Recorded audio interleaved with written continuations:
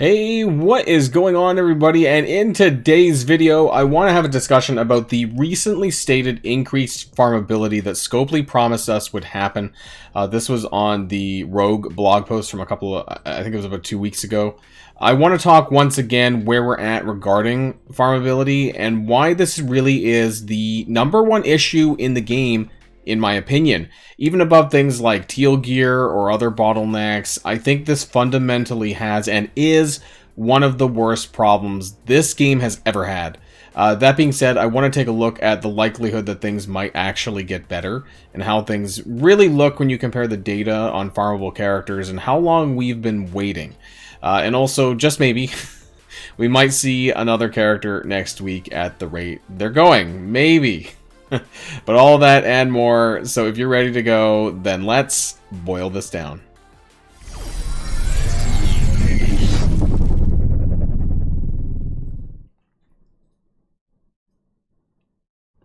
Okay, and so when we're talking about these things in question here, we're talking about this blog post here from 2 weeks ago, like I mentioned, character availability. And I think what's really important here is making sure that we really kind of, read and we understand the words that they're using. And it's because that they, they're very good at spin doctoring things. I don't know, was that the right word? Just that they will say things and they won't come through necessarily because they'll say, oh, we actually said this, you just were not interpreting it correctly. That's very common here. So with the shift in 2022 away from releasing new characters through traditional legendary events to the new Scourge events, there arose a necessity to reevaluate and have discussions on when and where shards for newer characters become widely accessible. And so, for those of you who are unfamiliar, the problem was because we moved from the Omega Red Legendary event to the Scourge events, and the last time where we had a lot of farmable characters was the Omega Red event, when we had the Secret Avengers made farmable. And we'll take a look at that when we look at my Farmability chart that maybe, quite a few of you probably have already seen by now. I've raised it every now and then. In short, these discussions persisted longer than originally intended and caused the newer character shard availability to falter. No shit, right? The dev team is now looking to catch up and is currently making a schedule to increase availability of the characters in the coming weeks and months. And so what's interesting here is that when this went live, this blog post, they actually, Lady Deathstrike did happen and went to a campaign node. Shang-Chi the week after, which I think by now actually was last week, and then this past week, okay, it's a bit jumbled up actually. So maybe 2 weeks ago we had Shang-Chi. Oh no, sorry, yeah, no, last week we did have Shang-Chi. My bad. And then Magic is coming up this week, or on Wednesday, I believe. So now we've had actually 3 weeks of 3 characters. So when they say weeks and months, do they really mean weeks and months? So we have characters here. We have Icarus, Cersei. I think this Ghost Spider may have been a typo for Scarlet Spider because it's not farmable, but you do get a lot of Ghost Spider shards in the raid season milestones right now. You get about 41, I think, 42 over 2 weeks, which is a lot on a weekly basis because that's probably more than you're going to get from just farming a node. So while it's not farmable, there's a lot of shards available there. So I'm wondering if this was actually meant to be Scarlet Spider because Ghost Spider's already in the raid season milestones. We have Spider-Punk and Star-Lord T'Challa as well. So what if that we get these 5 characters, Scarlet Spider, in the next 5 weeks? That would be coming weeks and months, plural, right? That would be like kind of 2 months, counting when we started here with Lady Deathstrike. Is that possible? So I think what's going to be the clincher here is on Friday's blog post. Are we going to see another character? Are we going to see Icarus? Are we going to see Cersei? Are we going to see Scarlet Spider, Spider-Punk, or Star-Lord T'Challa? And if we do, they might actually be doing one a week. Because we had a conversation about this in one of my past live streams on the weekend, and it made me think, like, are they actually trying to make better with this? And we'll find out, because I think that if Friday announces another farmable character, they might be trying to do better. And if they do, then that's great. We still need to talk about, though, where we are and how we got here, though, in terms of the farmability crisis. We do apologize that some of these characters were delayed longer than we originally intended, and that communication on this topic is overdue. The team is still discussing the character release cadence to appropriately support the Scourge events, and we will announce any changes to the community. So what this means is that they might be fast-tracking these characters, and then for what comes next, they need to talk about, well, what does that look like on a more regular basis? On a monthly basis, how many characters? Obviously, we've been getting for a long time one, and that just was not sufficient. The hole was getting bigger, and that's where I need to pivot to this. This is my farmability chart. Some of you may have already seen this, or a lot of you may have seen this, and we're going to go through what exactly this means, but I've been covering basically since January 2021 all the characters and where they've gone, up until where we're at right now, and I'll zoom in a little bit here. We're down here at May/June 2022, and so we had Silver Samurai last month, and technically this month still, I guess. Silver Samurai in the Blitz Orb, where Shang-Chi was meant to go into the Blitz store at the same time, but he did not, and he later went into the store. And then we had Lady Deathstrike at Mystic 3-9. So in this instance, we had two farmable characters, because Silver Samurai, not really. But Shang-Chi moved into the Blitz store, and Lady Deathstrike moved into a node. We have Magic, who's coming up on Wednesday at Hero 6-9, and then we don't know what's really coming up from there. But previous to this, we had one character for 6 months. We had Dagger. But Dagger was not the farmable character. It was actually Colleen Wing, if you really think about it that way. We had Moondragon on the node. We had Ghost Spider in the Raid Season Milestones. Again, I'm not sure if they consider this to be farmable or not. I don't think so. Otherwise, Silver Surfer would have been farmable, I guess, which he's not, and he's really nowhere. And we'll talk about that, too. Cloak in February. Shang-Chi in the Blitz Orb, which meant that Misty Knight, I think it was, went into the Blitz store, so I should have mentioned that here. Anti-Venom into the War store from the Premium Orb. Deathpool into the Premium Orb, which doesn't really count. I don't know if they've ever specifically said whether or not that counts for them. And then we had Misty Knight into the Blitz Orb, and who replaced it? Coulson? I don't remember. White Tiger, something like that, replaced it, and then Colleen Wing into the Arena Orb. None of the... And then Violet actually at this time became farmable. I should have mentioned that too. But anyways, the point is over here, let's zoom out a little bit, but take a look on the right-hand side here. So I have what's the total released characters and then the net score. So for those of you who are unfamiliar with this chart, the net score basically compares how many characters were made farmable versus how many characters were released that month. Now, as you can see, the green is good. The green is good, and it's not getting worse. Okay, so when it's a 0, when a score of 0, that basically means that it evens itself out. So that's not really improving things, but it's meaning that things aren't getting worse. Now, when there's a score of 1, which a couple of the months did, and largely when this was the case, it had to do with legendary events, both with Adam Warlock around June and July, and then also again in October for Omega Red. But other than that, we had a decent time in, what was this, May of 21 to October of 21, and then after that things just went to shit. And so you can see here that the amount of characters being released didn't really change, actually. We were getting about 2 to 3 every month. I know a lot of people think that, because we're getting 5 characters a patch, that's really changing how many characters that we're getting per month. It actually isn't. So we are getting still 2 to 3 characters a month. But the farmable problem, right, we're only getting 1 farmable character, and we're getting a negative score of -1, -2 in some instances, which is really, really bad.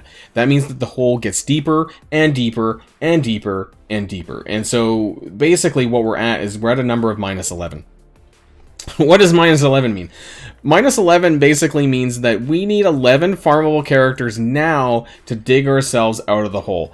And what I consider to be out of the hole is basically a character becomes farmable within 4 months, maybe 5 months maximum. So these amount of characters are all characters who are well above that number, and they kind of need to be farmable now to make it more fair. Otherwise, the hole gets deeper and deeper as more characters come out and less characters become farmable, and that number just gets increased. And so that's what it means there. And so to understand this more, we kind of need to know, how many. So those 11 characters, where does that bring us, right? And so we can figure that out. And to go all the way back, this is my character spreadsheet. A lot of you may also know this.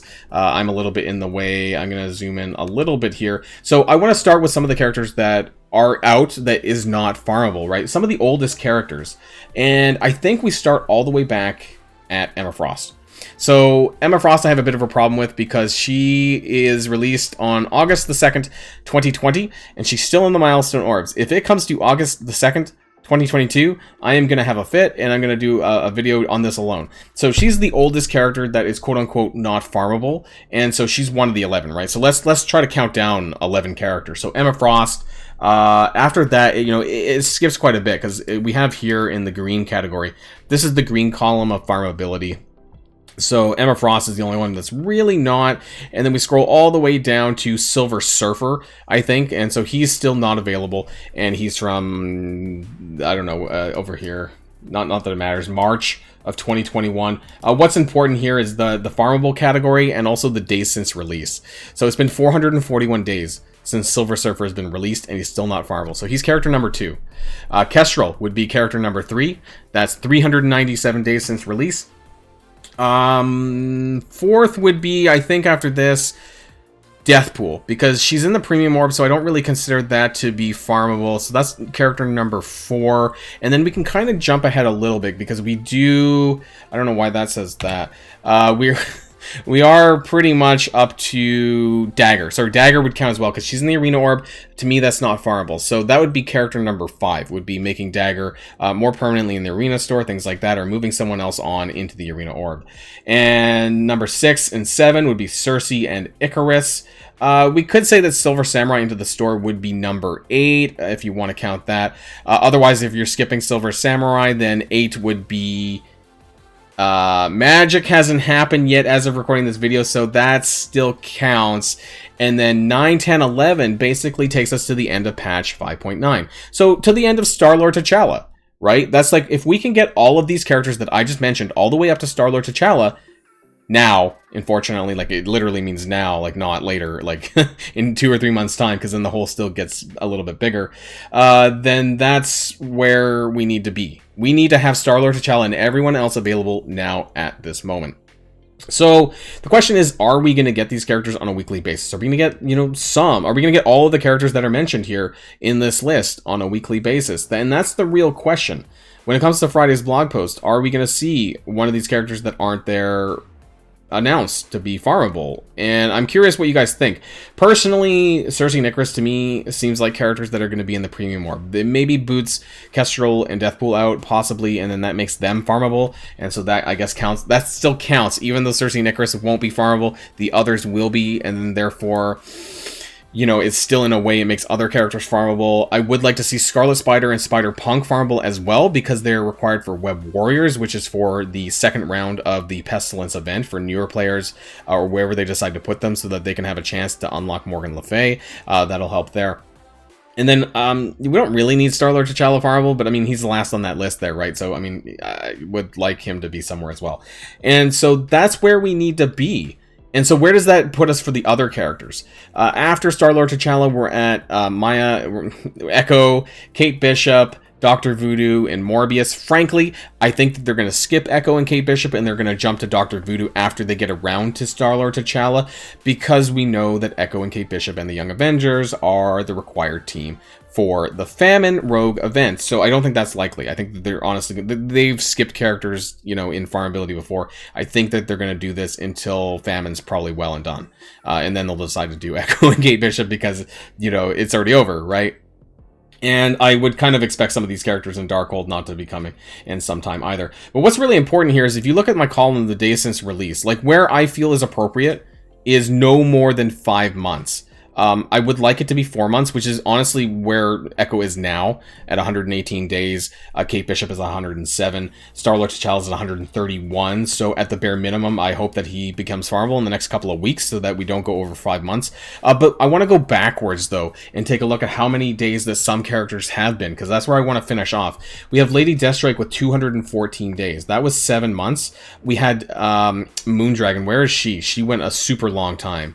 Moondragon went 264 days. That is almost 9 months, and that's really unacceptable. We still have Kestrel going at 397. We had a lot of characters around 6 months even. Colleen Wing, when she was put into the Arena Orb. We had White Tiger at 193. We had Moon Knight at 198, which honestly didn't matter that much. And anyone over 200 is frankly unacceptable. 204 for Scream. 408 over a year for Anti-Venom. Frankly, unacceptable. Symbiote Spider-Man was really long too. I don't have the full numbers on Symbiote Spider-Man because I stopped counting after he was put into the Milestone Orbs, and that was 241 days. Like, some of these are extraordinary. 262 for Red Skull. Anything over like 5 months is really unacceptable. Taskmaster was 219, and so they've had this problem for a long time. For basically as long as I've been doing this, you know, which was like an early 2021, which is, or sorry, mid 2020 is when I started tracking this stuff, and it's frankly unacceptable. Cyclops, someone you didn't really need, was 208. You know, and we had Toad and Blob that was somehow 4 months, 4-ish months. But that's about it. Everyone else, all the numbers here are terrible. The only good things were like back when the legendary characters were a thing, right? X-Force, 85, 63, and 77 days. Typically, they were made farmable within 90 days, actually. So if you look at Stature, Ghost, and Yellow Jacket, 82, 69, and 65 days. Like, things were good and better then. But a lot of other characters fell under the cracks, and it's just frankly unacceptable. Something that they need to fix now. And they can't wait on this one. You know, that whole, let's bring back the character farmability chart. Minus 11. These are the amount of characters that need to be farmable now. This is, quite frankly, one of the biggest problems, in my opinion, in Marvel Strike Force. And I hope that you guys acknowledge this as well. That you believe that this to be the case, because it's really disheartening for new players to come through to the game and realize that they have no chance of unlocking characters that they missed without having to spend money. You know, that's been around for so long that they should have access to, in my opinion. So I would really love to know what your guys' thoughts on the whole farmability issue is down below in the comments, and let me know about that. And hopefully things improve, and we'll find out on the blog post on Friday whether or not we might get another character. So that's the end of this video, and until next time, stay safe and healthy, and I'll see y'all later. Boilon signing out.